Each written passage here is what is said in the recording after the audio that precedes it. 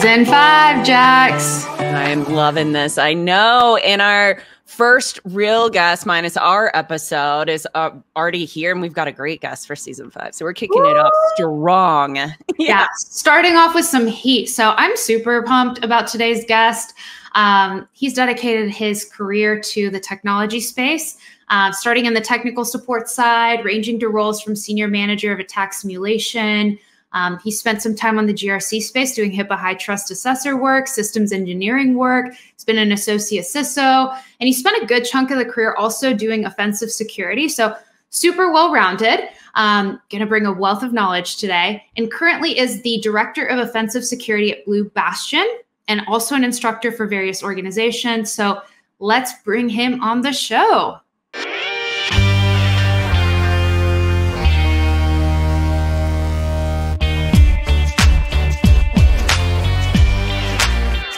The music is so cool. Oh yeah, dancing. Yeah, we're always bopping in on here. Camera though, but I was dancing. We can actually see you. You were doing a little bopping. Yeah, we can see you in the green room. Oh yeah. For those that didn't see, Q was bopping. Yeah, Q, welcome. That's all I can do. Hi. We're so excited to have you.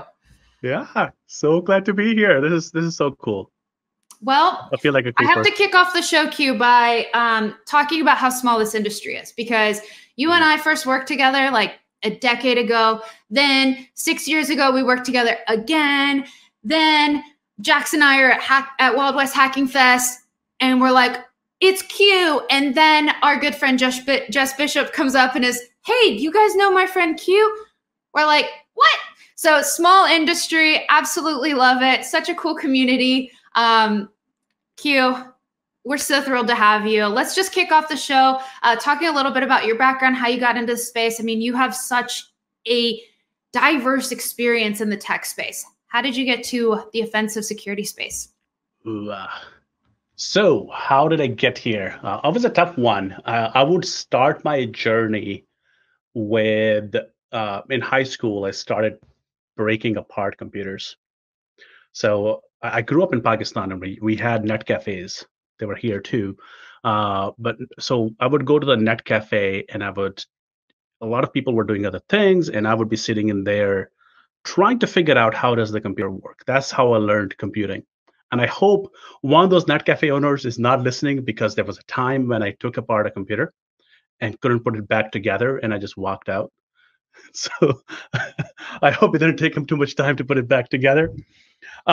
Professionally, I started out as a systems engineer. So I was helping this company called Cerner. I was an engineer there.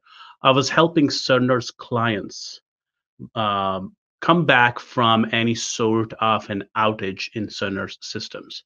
So they're an electronic medical record vendor. They build software that hospitals use to track patient data. So when a hospital is down, this is a pretty big deal. So most of the time, though, honestly, I was just watching Sopranos, product placement. But whenever something bad happened, we got calls. So I learned how to use Unix, Linux, Windows. I learned how to do Java programming. And from there, I got hired by one of our former employers to come and do HIPAA high trust assessments. That was, I still believe to this day, one of my most important roles, because being a risk assessor, I learned how to truly give a risk, a severity rating to something. Not just go, I got access, so that's a critical. It really had to think through is what makes this a high, critical, medium issue. And there, I just started messing around with computers that we were there to ask questions about. We'd ask somebody, one of our clients, when we're doing HIPAA assessment, what's your password policy like? And then that hacker mindset, trust but verify, asked more probing questions, and got to a point where I said, can I just jump on the computer and take a look at it myself? So eventually, our former employer said, do you want to just do pen testing? And that's when I started doing pen testing from there on. Or at least that's when I started getting paid for pen testing. Gosh, I love it. And you have such a fun personality. Like you're very much a people person. I know there's this misconception of like people in this industry, especially pen testers, that you're really technical and so you lack like interpersonal skills, but you definitely don't lack that at all. Like you're very outgoing. Even when we interviewed you at Wild West Hacking Fest, like you're very jovial and you crack jokes, and you can tell that you really like to develop relationships with the clients and the people that you work with. And you even mentioned that you really see yourself kind of more as a client advocate than, say, a client advisor. And you're not, as you've said, and you've kind of touched on, you're not just a hacker who someone can hire and do like a few things within their environment and then just basically walk away. You actually, it seems like you work diligently to build a confidence within that organization into even just onboarding and engagement. So can you take a couple minutes and talk about your approach here of like, what do you feel organizations should prioritize when hiring pen testers and pen test partners, and kind of what is your approach to that? So I'll answer that with, I did a talk at Texas Cyber Summit with Luke, who many people might know as Pyro. He's a VP of offensive security at Blue Bastion. That's where I work today. Him and I did a talk on a topic of 5 questions to ask your pen test partner. And the goal there really was to help clients and potential clients or anybody looking for a pen test partner to really think through, what are the things that I need to know about? How do I prioritize who I should work with? Quick story time. I was running one of our offices for pen testing at one of my previous employers, and I was involved in scoping pen test engagements. And this one time, a client came to us and said, "Can you pen test our API? And by the way, we have a competing quote of $500 total." Our rate at that point for something that size was about $10,000. So how do I compete with that? That's where the thought process started, which eventually, as I worked through other companies, led to this talk. And we started thinking about, how do we help the clients prioritize? So first thing I like to tell the people when they're looking for pen test partners is, you need to ask that pen test partner, what do you know about me? What do you know about my needs?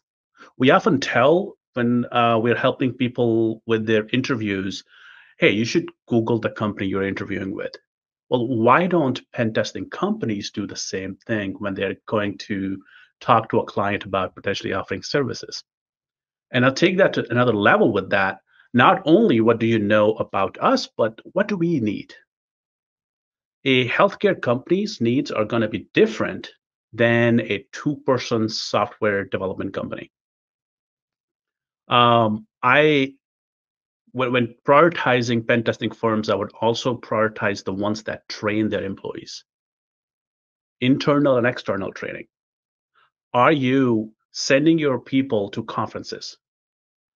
Are your seniors training juniors? Are juniors given the opportunity to train their seniors?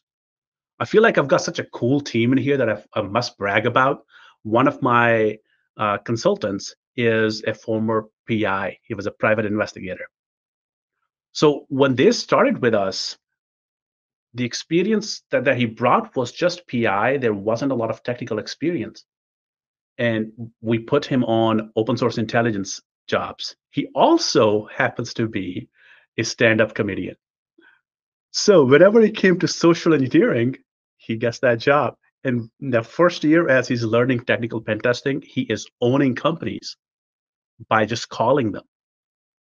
Quite often would just send a phishing email and just wait the results, and that's it. With his addition to the team, we now also call people that we phish.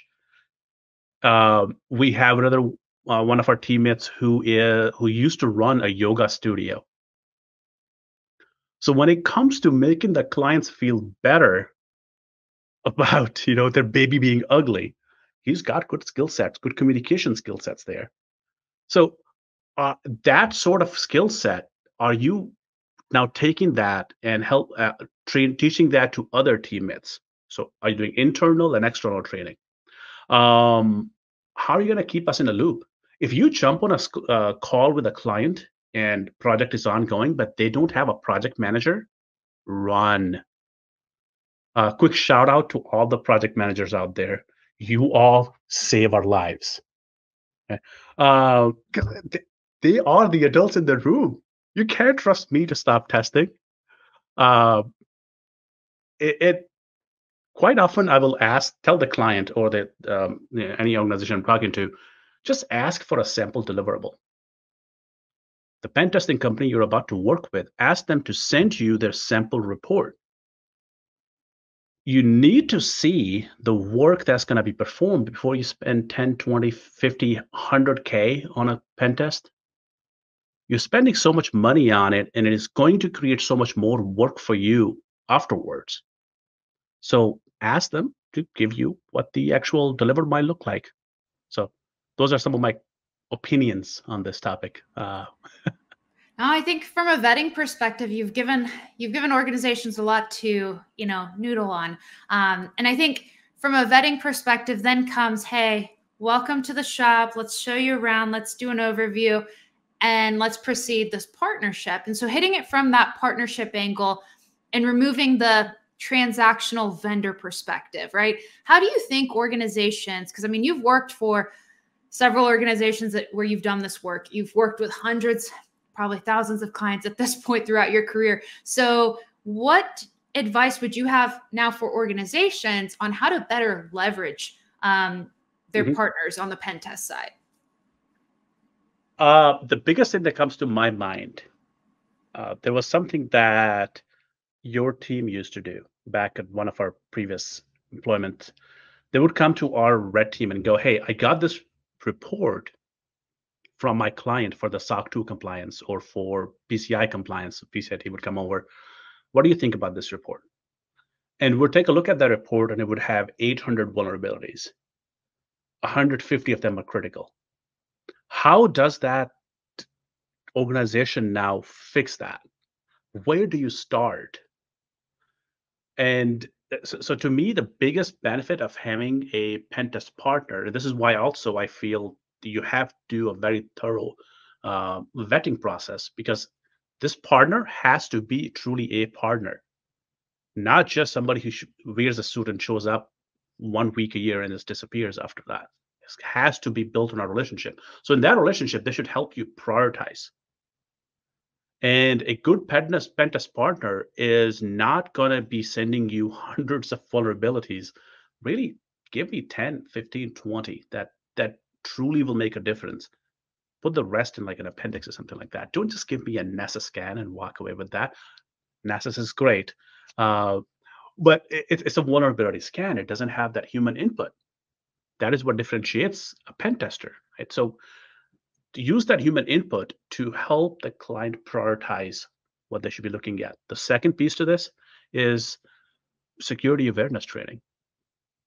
Put a pen tester in front of your general public and have that pen tester tell stories about how they broke into organizations' data, how they obtained the data, what they could do with it. Those real world stories do a really good job in helping the general user population think more carefully about security than just the video training that we all used to. Yeah, and you touched on it. Cybersecurity awareness. It's so important. And speaking of cybersecurity awareness, you do training yourself. So you understand the importance of training. You've even touched on the importance of the seniors training the juniors and going to these conferences. And you go to a lot of conferences, and you are engaged in also in your free time teaching cybersecurity boot camps for not just online courses, but also for universities. And you are currently an instructor for various organizations and conferences as well. So really curious, how did you get engaged in the education piece? And for just adding a little bit more for maybe listeners out there who may be interested in this space of like giving back via the lectures or the courses, etc., what advice would you give to them if they're trying to break into this space, maybe universities or online training? I started out with something that I think a lot of folks would resonate with B-Sides conferences. Yeah, that's a good one. Right? Shout out to B-Sides. Yeah. Any local B-Sides conference, BSIDES, to spell it out, go there, make some connections, get to know people. A lot of these conferences are very much open to and actually encourage newcomers to come and present, because there is enough imposter syndrome in this industry. And I'd like to kick it in the butt. And the way you do that is just do it. Just go. Just stand up in there and talk. The reality of really humanity. I'm really getting deep now. Wow. Um, We're here for We it. like it. Right? Yeah, let's go deep. In reality, all of us have flaws. All of us have, if some, you know, um, syndromes, some imposter syndromes. Nobody, in my opinion, is truly the best at public speaking, because being the best is a very lonely place to be. And there's always room for progress. There's always room to learn something new. So just get up there and talk about something. What you might think is only nobody would care about, you'll be surprised how many people need to learn that, or how many people want your perspective on this. I just mentioned one of my teammates was a PI. His way of performing social engineering and penetration testing is so much different than mine. And I have been doing pen testing for 10 years, and I learned so much from watching him do his work. And it's because he brings a different perspective. Um, Also, your local meetup groups, local DEF CON groups, 2600 groups, women in cybersecurity, blacks in cybersecurity. There's a lot of groups that now have chapters within your city. Like if you just Google DEF CON and then your area code, or phone area code. So there's DEF CON 404 in Atlanta. There is DEF CON 716, like that. Find one of those. Probably smaller audience there, 10 to 15 people. If you want to start with a smaller audience, that's the one to go with. I And think that's then, great. Yeah, Q. I was thinking about us going to B-Sides, not, thinking like, oh my gosh, there's so many people here. But then you go to a Black Hat, right? And you're like, this is an overwhelming amount of crowd. And who do I talk to? And how do I get started? Not to mention, we even talked about the financial element of these conferences and events. oh yes, this is where I love B-Sides. You got $20? And not Come only on. that, this is what I love about this. You just volunteer. If you do not have financial means, but you have time, volunteer. If you don't have financial means and you don't have time, I have not tested this myself, but maybe I need to. There quite often are financial support available with these conferences that you can use. They're quite often, these are free also. Quite a few of B-Sides are free. So go there, start that out. Now, when it comes to bigger conferences, Black Hat, DEF CON, they also have some sponsorships available for students, for underprivileged groups. At the same time, I would start with B-Sides first. I love DEF CON. Going there and just having that experience is great. I think everybody should do it at least once. At the same time, you're right. You're going to be overwhelmed by that. There is a lot happening in there. 34,000 people, and not many of us are extroverts. Quite a few of us are introverts. After this podcast, I'm gonna go need to sit in silence, in like a dark room for a bit to recover. So start with B-Sides. It'll be cheaper, and it will be a really good experience. And I think what you hit on is that there's so many local chapters. I know that Jerry, Simply Cyber Jerry, was at the Charleston one doing a talk. Like, you can find them in all sorts of cities. You don't have to go to Las Vegas. You don't have to go to these big cities and spend thousands of dollars, on room and board and all the things. You can start small. And I think also from like that imposter syndrome perspective, getting yourself like a goal of like, hey, I'm going to network, with maybe 2-3 people. I'm going to start small. And then maybe I'm going to attend two talks that I care about. Because I mean, if you get an agenda even for like RSA, it's like, where do I even start? How am I going to do it all?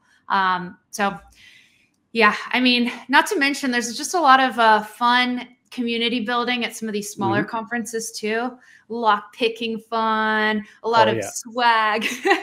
Lots of swag, lots of lock picking. I've been liking the villages that a lot of these are adding now. Capture the flag events, get some hands-on experience. I've got a trick that has worked for me in the past, and I learned that from another podcast called Coaching for Leaders. And in that, they talk about if you are wanting to make some connections, but you're an introvert, you're afraid to go and talk to somebody, go to a presentation that you think you may know a thing or two about, or you want to learn a thing or two about. Ask a question. When you ask a question, you end that with, by the way, if anybody wants to talk to me about it more afterwards, I'll be outside after the presentation. So don't just ask the question, get the answer back from the presenter, and that's it. Open an invitation to others in there. Hey, if anybody wants to discuss this more, I would love to. And you will quite often see at least one or two people will come to you afterwards, and they'll have something to say. That starts a conversation. So I think this is a great tidbit for anybody that was listening in. But I also have one next question, which is one of the hottest questions that Jax and I receive. I mean, this one, the education question, the certifications, the degrees. I mean, as somebody who has all of the things, right? Like you have your information systems undergrad, you've got the MBA, you've got the master's in cyber. You've also supplemented this through so many certs. People are overwhelmed. I mean, I know like there's a lot of conflicting opinions. So we're just going to talk about Q's personal opinion and approach and advice for those that are overwhelmed. Which way do I get started? Talk to us a little bit about how your personal approach evolved. And then as you're mentoring people, what is the advice that you give them on how to get started, how to prioritize learning, and how to, build from there? So when I was working as a systems engineer, I wanted to break into cybersecurity. So I went for that master's in cybersecurity, hoping that would help. And I would like to believe it helped to some extent. Reality is nobody has ever asked me about my master's degrees, my MBA and master of cybersecurity. I think those would be useful in large organizations where they have some sort of a degree requirement. My MBA gave me really good skills in that I use today as a director, where I have to manage a budget, where I have to think about marketing and sales. For those who are just breaking into cybersecurity or breaking into pen testing, I am less inclined to recommend a master's degree. Bachelor's, I think it's good to have that insurance. You have generally higher job prospects in cybersecurity or outside with having some sort of a degree. Quite often, you'll look around in cybersecurity, people have either no degree or they have a bachelor's in cybersecurity, have a bachelor's in arts, not necessarily a bachelor's in computer science or cybersecurity itself. So you end up working with folks who don't have that. And I myself have asked myself a question: did I waste that money? And I think just there's stuff I learned from it. So if you can financially afford it, go for it. If you can't afford it, there may be employers who will pay for it later down the road. So there, I generally mentor people to first start with hands-on experience. There are quite a few different sites where you can go and learn. Simply Cyber, right? Try Hack Me, Hack the Box is a pretty well-known one too in there. Doesn't matter which one, just find one and stick with it. Go for some certifications in that area. Security Plus is generally a very good one, but don't just start with cybersecurity straight up either. If you have no IT experience, get some IT experience or education. Get some help desk education. Get some education around how computer networks work. Quite often, I am interviewing people that have OSCP, they've got CEA, they've got quite a few other certifications, and they do not know how to manage the systems they'll be attacking. So go for certifications, go for hands-on experience, Do some capture the flag events. B-sides, again, they've got them. They've got them all. And make some connections. And that's my TED Talk. Thank you for coming. I love that. I love that. Do you have an event coming up that you can share with us? Like if listeners are wanting to like catch up with you, are you going to be at a B-side anytime soon? Yeah, I will be at NolaCon. I'm teaching a 2-day class there, and I'm teaching a 1-day class at B-Sides Kansas City. There we go. You guys heard it here. So what is the best way for, if we have a listener that wants to be able to reach out to you, to be able to contact you? I am #InfoSec. So spell out hashtag, HAST, now old school. #InfoSec on most of the social media platforms. If you want to hear me complain, that's where I am. On LinkedIn, you just go with my name. And what I would request to people is let me know why you want to connect. I am one of those people who likes to know folks I'm connected with on social media. So if there isn't any sort of introduction in there, you probably will not hear back from me. Yeah. Sorry, but not sorry. Erika knows that I do similar things, especially if we don't have a lot of connections. Like if we have over 100+ connections, I know you're part of the Simply Cyber community and you're reaching out, but it's always good, like you said, just to add one line, how do we know each other? But like as simple as part of the Simply Cyber community, or saw you, great way they could, when they reach out to you, let Q know that you saw them on the Simply Cyber community, YouTube, and the Two Cyber Chicks podcast. There you go. I think that will be a really good introduction to that. I love it. Oh my gosh. Thank you, Q. This has been amazing. Thank you so much for making the time for us and coming on the show. Thank you for having me. It's been fun. And I'll see you all at whichever conference we run into again. Absolutely. Our pleasure. Bye. Thanks. Bye. Oh my gosh. What a stellar guest for our first guest for season 5. Crushing it. Oh, so much fun. So many good nuggets of information.